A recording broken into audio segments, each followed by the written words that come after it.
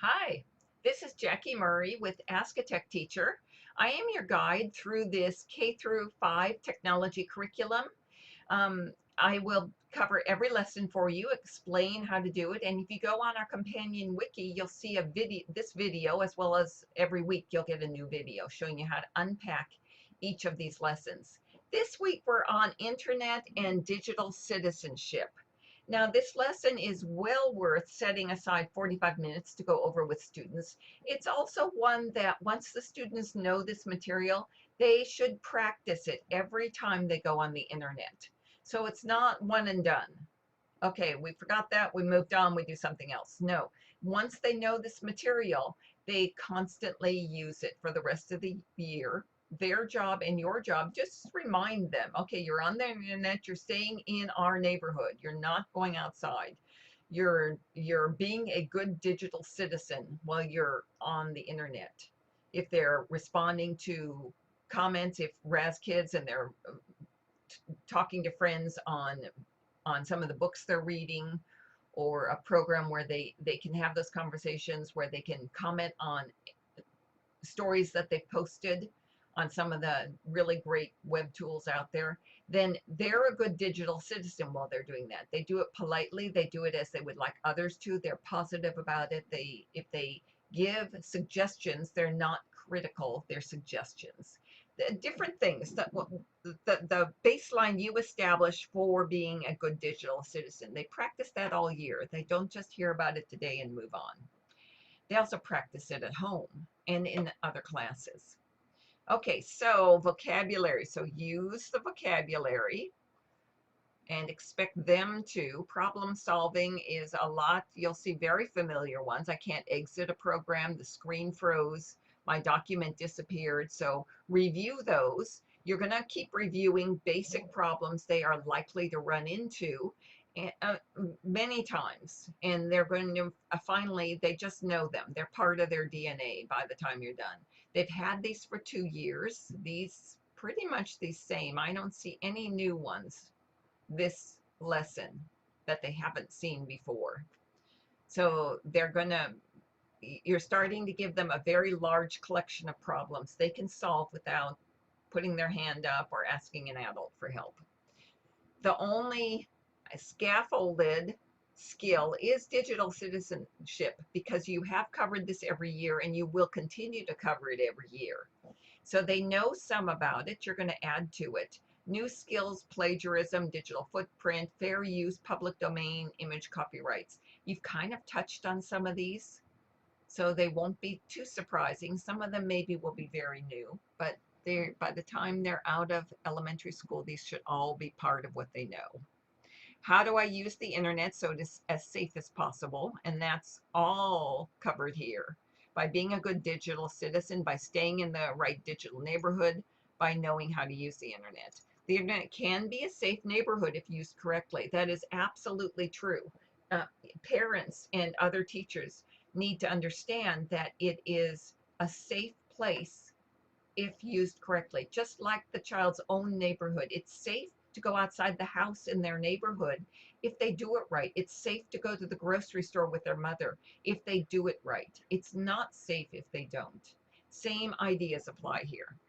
Here's your preparation. I don't think there's anything new. We say these things every lesson, and I think we're okay. All right. Oops. Warm up. Students visit a website on the class internet start page, doing that safely. So you'll take them to a page on whatever your internet start page is, and you'll say, go to, this is where I generally put websites we're going to use today. So go to that website and then do it safely. Now, you're not going to go over that yet, but they have learned it for 2 years. So they're going to go on this website and do it safely without your help, without you telling them, now don't forget to stay in the neighborhood, don't click on bling, don't visit other sites. They're not going to get all that. You're just going to observe as they do it for 3 to 5 minutes and see how they do. Okay, the topics you discussed today are going to be general internet, the digital neighborhood, and digital citizenship. So a good way to start with the internet is these two pictures. Most kids, how many kids think this is the internet? How many kids think this is? This looks so confusing, and wires and cables and oh my goodness, what goes where? This looks okay, that's like my iPad with lots of things I can do on it. So which is it? And have a discussion with them on that. And then open up one of the internet pages and go through the basics of how to do it, the tabbed browsing, starting, this is where they start, how to find the home button, and how to get back to where they started if they need to. Just go through whatever the basics are with them. There is a good interactive tutorial students can use down here. So feel free to, and it's in their student workbook also, so feel free to take them there if you have the time to do that. Here's a great video, internet safety. Here's our icon telling us it's a video, and for you, this is the poster, this poster up here. I generally go through this poster. Now, they have gone through it in kindergarten and first grade, so they may not need you to, but the basics are right here of what they're getting out of that poster. And you point out that this is how we address the digital neighborhood. More basics of the website. These are some how to stay safe there, the digital neighborhood, and digital citizenship. So these are all the topics they cover from K through 6, but second grade is right here. There's lots of topics we cover, and really some that we don't yet. We wait. You can only cover so much and have it stick with students, so you try to pick and choose what's relevant for that age.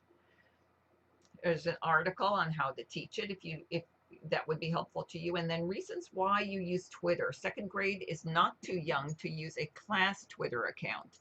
Obviously, it's too young for second graders to have their personal account, but not for you to have a class account. So here's some videos, and here's one on texting, a real funny one. They'll love this. So cyberbullying, a couple really good videos on cyberbullying to go with your conversations on that. So this basically in this section, you're going to cover these topics, and this gives you some general ideas of how to discuss them. Good videos to cover,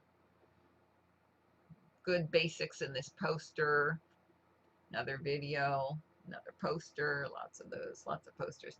This you can put on the wall in your classroom, and it has all 18 or 19 of those topics. Then mark them off as the students accomplish them. Better yet, have them mark them off and put their teacher's name, whatever you want on that line. You might need more room, just depends upon how many you teach, but have them mark it off so you have visible evidence that you covered certain topics. You want that because you want to remind students you have covered this.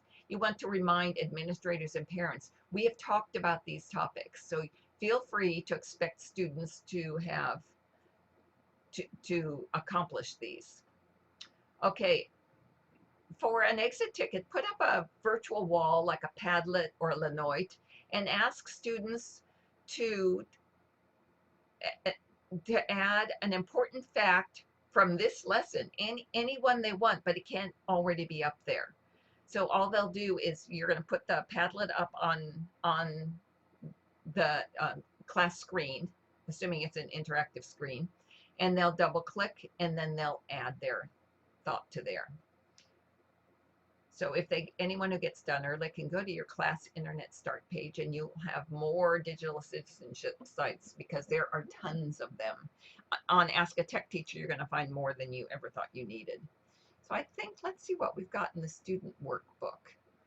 So this, they're getting the materials you're seeing, so it's right in front of them, very easy for them to see. For instance, if this is too small for them, all they're going to do is two-finger pinch out and make it bigger so they can see it better.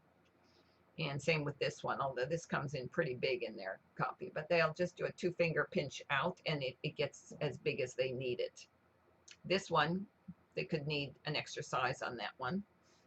And that's a link. These two are links rather than to these two. If you don't have a Brain Pop account, then the Internet Safety Rules is a really cute video. They'll really like that.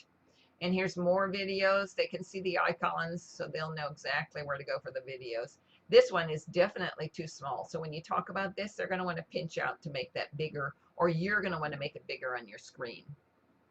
So the extension is same thing you have. All right, that is it, guys. I'm over 10 minutes. Okay, have a great week. Do stop by and ask questions on the discussion board or come see me during office hours on Sundays. I'd be real happy to chat with you. Talk to you soon. Bye.